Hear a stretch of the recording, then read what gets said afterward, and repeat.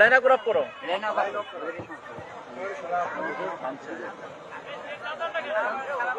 আমাকে নিয়ে যান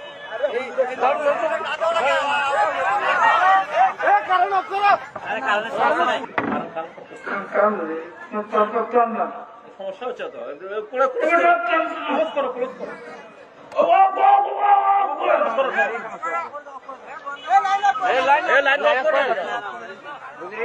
আর ওই লাইন সমস্যা